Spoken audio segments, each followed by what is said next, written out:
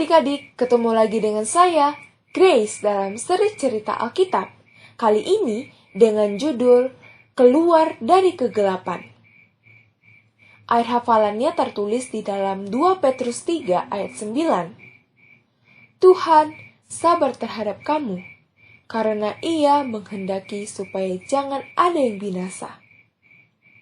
Pekabaran, Allah mau menolongku membagikan pekabaran keselamatannya kepada orang lain. Dapatkah engkau mengingat keluar dari sebuah tempat yang gelap dan menakutkan ke dalam sinar matahari yang indah? Atau mungkinkah keluar dari tempat yang sesak dan sempit ke dalam ruangan yang luas dan lega? Bayangkan bagaimana perasaan Yunus ketika ikan besar itu akhirnya memuntahkannya keluar ke daratan yang kering. Yunus begitu bahagia berada di daratan kering lagi.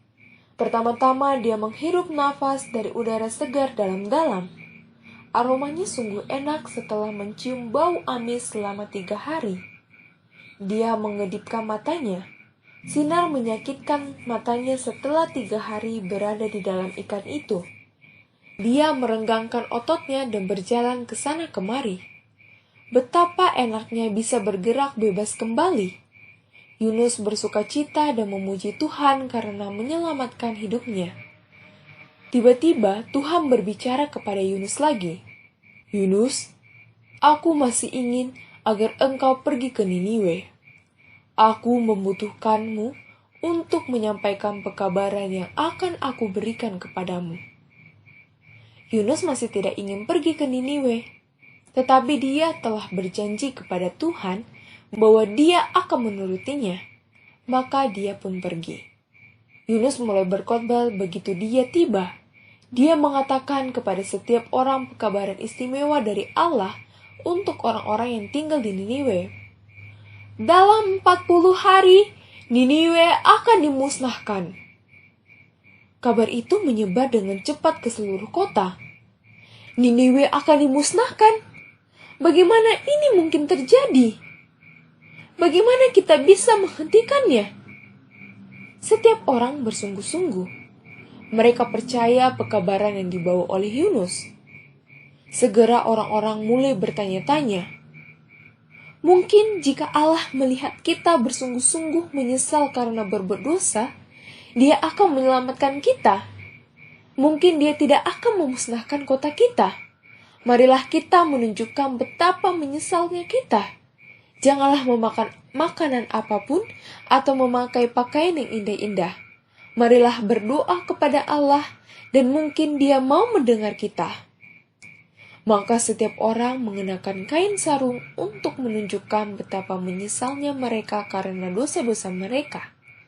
Mereka berpuasa dan berdoa untuk memohon pengampunan. Raja Niniwe mendengar apa yang sedang terjadi di dalam kota. Dia segera mengetahui bahwa peringatan Yunus datang dari Allah, dan dia percaya kepada pekabaran itu. Dia memutuskan untuk menunjukkan kepada Tuhan betapa menyesalnya dia atas semua kejahatan yang dia dan rakyatnya telah lakukan. Dia menanggalkan jubah kerajaannya dan mengenakan kain karung, kain sederhana dan kasar. Kemudian dia duduk di atas tanah dan berdoa kepada Tuhan. Raja itu mengirimkan pesan kepada seluruh rakyat di Niniwe. Tidak ada laki-laki, perempuan, anak-anak, binatang, ternak gembalaan yang makan atau minum apapun. Setiap orang harus memakai kain karung. Kita dengan sangat perlu berdoa kepada Tuhan. Marilah kita berhenti melakukan kekerasan dan kejahatan satu dengan yang lain. Mungkin Allah akan bermurah hati kepada kita. Mungkin Dia mau mengampuni kita atas segala kejahatan yang telah kita lakukan dan tidak memusnahkan kota kita. Setiap orang melakukan apa yang diperintahkan Raja. Tuhan melihat orang-orang itu. Dia dapat melihat betapa menyesalnya orang-orang dari Niniwe. Dia percaya bahwa mereka sungguh-sungguh menyesal. Maka Dia mengampuni mereka dan memutuskan untuk tidak memusnahkan kota itu.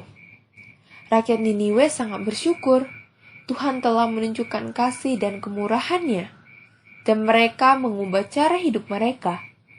Mereka mulai memuji Tuhan karena kasih dan pengampunannya. Yunus telah melakukan apa yang Tuhan minta untuk dia lakukan. Dia telah menyampaikan pekabaran yang Tuhan berikan kepadanya.